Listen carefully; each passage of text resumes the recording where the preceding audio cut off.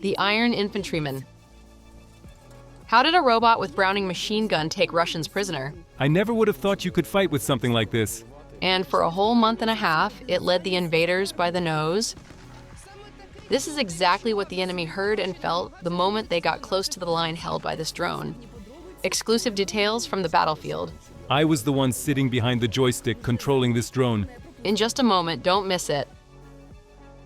A few monitors and gaming joysticks in hand. At first glance, everything looks just like a computer gaming zone. Actually, there are a lot of similarities with computer games. But the gamers here are fighters, and for them, everything happening is by no means imaginary, but real combat prep.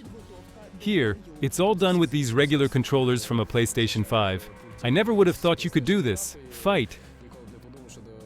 The fighter from the 3rd Assault Brigade with the call sign Cyber loved playing computer games in civilian life too. But now, the joystick has become his weapon. Cyber is a former infantryman.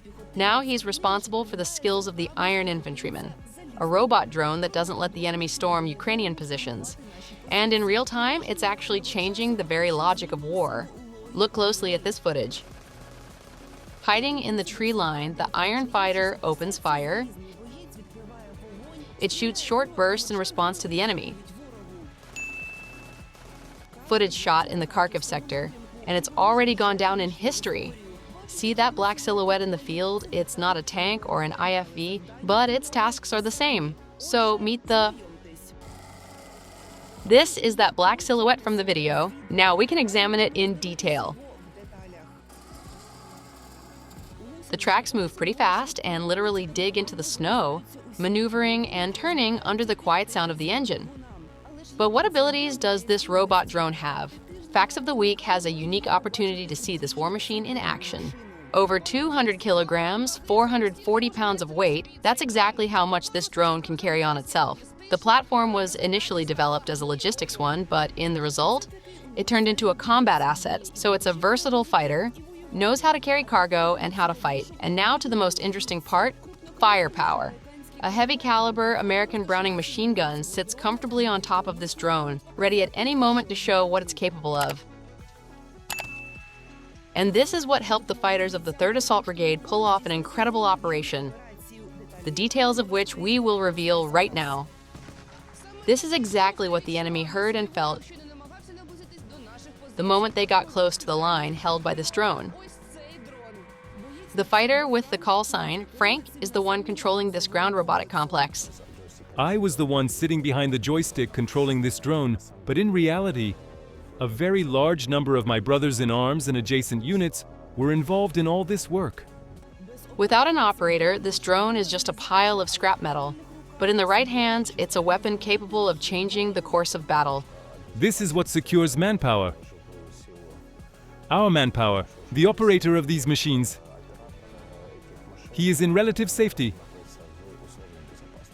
We are at a comfortable distance from the line of contact. And we can fully focus on our work. At first, the robot brought weapons and ammo to the battlefield. Later, they started thinking, maybe it can fight too. We prepared for the combat use of these modules for a very long time. At that moment, it was a very difficult sector on which the enemy was constantly conducting assault actions. And that's why the infantry needed reinforcements. But the robot drone didn't just drive onto the position for a day. Instead of real fighters, an Iron One held the line for a month and a half, and actually fooled the Russians because they didn't even think about something like this. But the main thing isn't even that. We needed to squeeze the maximum out of it and cover the sector as much as possible. These were two flanks that we needed to hold, both the left and the right.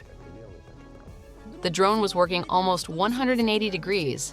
As soon as its camera detected the slightest movement, at that time, the invaders were on both sides, trying with all their might to seize another few feet of Ukrainian land. But the robot stood in their way. The enemy realized it was better not to poke their noses into this sector after we repelled a few waves. There were fewer assault attempts. We did our job. And for our guys who were at the forward positions, life became much easier. But this operation had its own difficulties. One of the toughest moments, replenishing the drone's ammo loadout, still required the physical involvement of the fighters.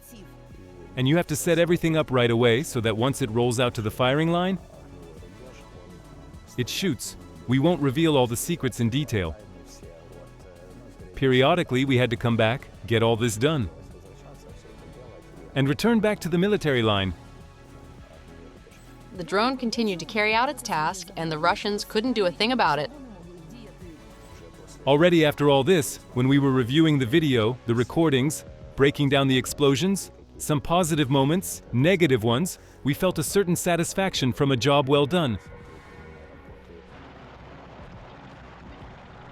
Covering grenade.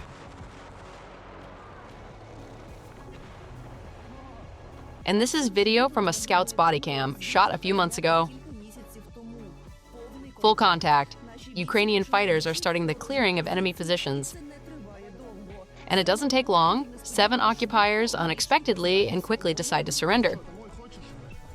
Such operations are always risky, because the lives of Ukrainian fighters are on the line. And that is why, more and more often, the enemy is taken prisoner using other methods, with the help of, once again, robots. The Russians lay down their arms and obediently follow Ukrainian infantrymen. And here's what led up to this: a small robot. It's like the younger brother of the one that held the position for Ukrainian fighters, and this little guy proved himself 100%. This was our engineering squad, plus they have special drones that drive out with a load of mines and build barriers there. The drone successfully mined the enemy position. In the tree line, there was an enemy position and we couldn't take it. An assault group went there, which, roughly speaking, suffered a defeat.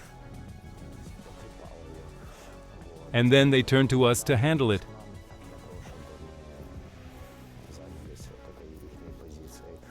One drone mined the dugout, the other met the disoriented enemy, but without the bread and salt.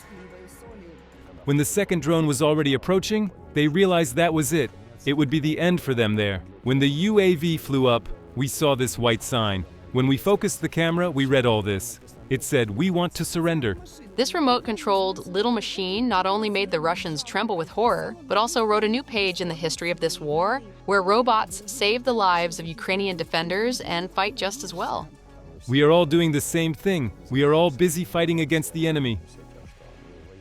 Ground robot drones are increasingly becoming helpers to Ukrainian defenders. They are already helping full scale with logistics where it is extremely dangerous, with evacuating the wounded, and as we can see, with unique special operations.